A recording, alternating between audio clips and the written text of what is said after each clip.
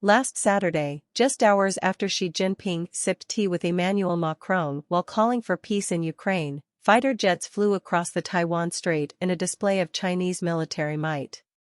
Aimed at intimidating Taiwan, China's drills began the day after a state visit by the French president that marked a high point in Chinese diplomacy.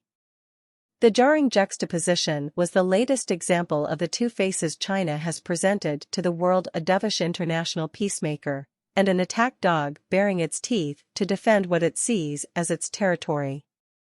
But can Beijing sustain this strategy? On the diplomatic front, China has wasted no time since emerging from COVID isolation. In the last few months, President Xi Jinping has met Russia's Vladimir Putin, hosted several world leaders including Brazil's president who arrived this week, sent a top envoy to court Europe, and presented a 12-point solution to the Ukraine war. Beijing also brokered a détente between Saudi Arabia and Iran in what is one of China's biggest diplomatic coups. That it pulled this off in the Middle East, where U.S. intervention has been mired in difficulties and failure, is especially significant. At the same time, Beijing has unveiled various proposals for global security and development, a clear sign it is wooing the global south as it did with the earlier Belt and Road Initiative, where it poured billions into other countries. It has even appeared to tone down its confrontational wolf warrior rhetoric by rotating out controversial diplomat Zhao Lijian and promoting more even-tempered figures like Wang Yi and Qin Gang, though Mr. Xi has continued to encourage his envoys to display a fighting spirit.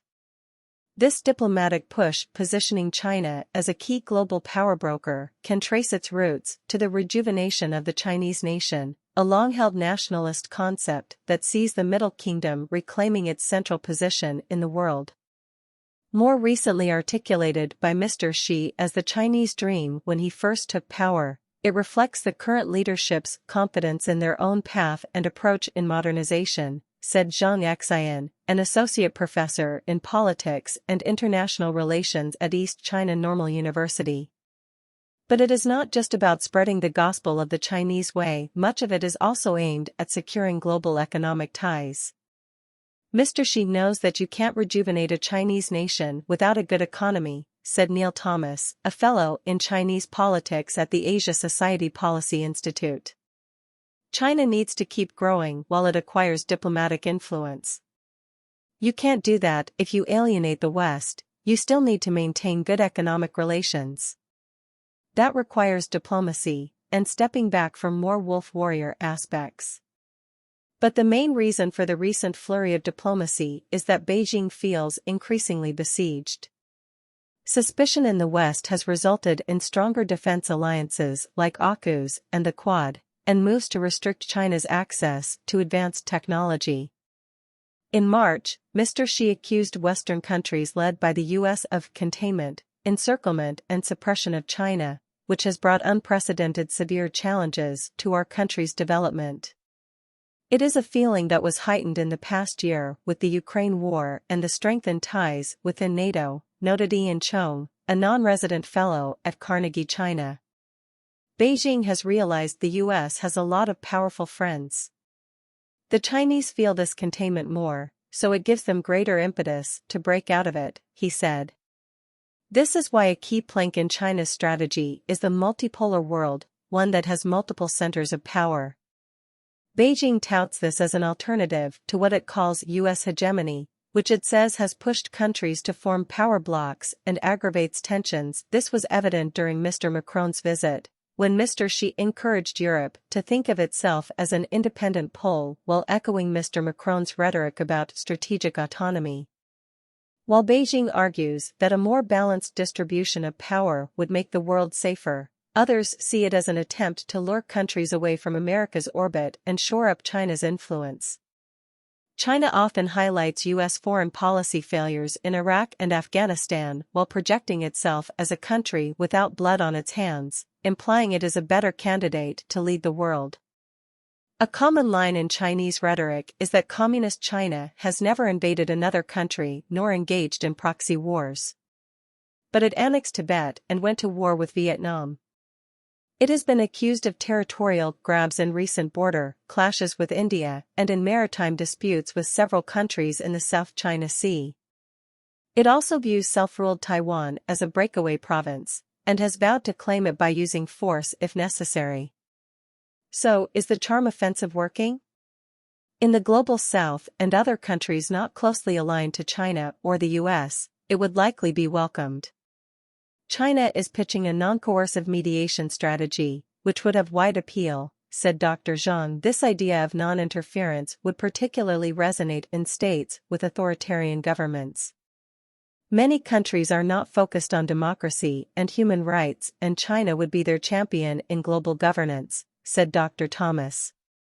But whether they agree enough to stick their neck out for China is unknown, pointed out Dr. Chong.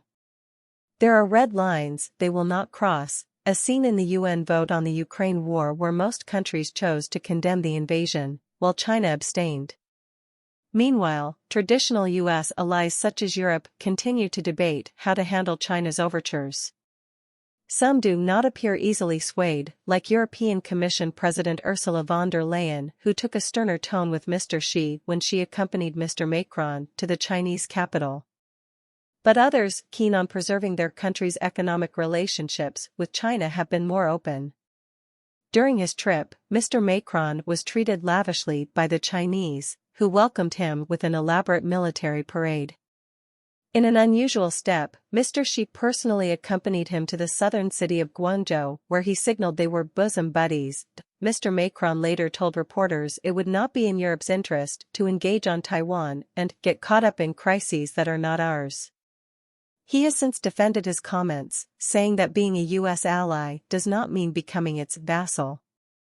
This is proof, to some, that Mr. Xi's courtship has worked. Europe is becoming the central battleground of US-China relations and is a swing state where whoever it backs will come out on top, according to Dr. Thomas, but for now Mr. Macron is an outlier among Europe's leaders.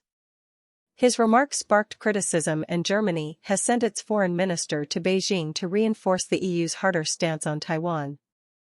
While Europe is hedging its bets between the US and China, Dr. Thomas said, it knows the better bet is still with the US. It is on the topic of Taiwan, however, where China's charm offensive starts to unravel. Beijing's latest military exercises, launched in response to Taiwan's President Tsai Ing-wen meeting top US official Kevin McCarthy last week, saw it deploy the usual array of tactics, sending warplanes and ships and simulating attacks on the island. Taipei says Beijing has stepped up incursions into its air defense zone in recent years, with Chinese military aircraft flying hundreds of sorties every month. Analysts say such moves undercut China's claims of being a peacemaker. While others see it as military aggression, Beijing has always insisted these are defensive moves and, therefore, a domestic issue, but a war over Taiwan would have global consequences, Dr. Chong says. The island produces 60% of the world's semiconductors, and sits at the crossroads of some of the busiest shipping lanes and submarine telecommunications cables that connect Europe to Asia. China also cannot ignore the fact that if a conflict should break out, it would be blamed, at least partially, for destabilizing Asia. Most observers believe China does not intend to invade Taiwan anytime soon. But the worry is that escalating military action could lead to a dangerous miscalculation and war with America, given Washington is committed to aid Taiwan's defense should the island come under attack. Xi Jinping is trying to revive China's diplomatic presence while projecting strength on the Taiwan issue. It's going to be increasingly difficult to walk the line between those objectives, as more countries become more concerned about China's ability to attack Taiwan. Dr. Thomas. As Beijing mounts its campaign to win over the world, it will also find its actions under increasingly close scrutiny. Soon it may have to choose to be the dove or the dog.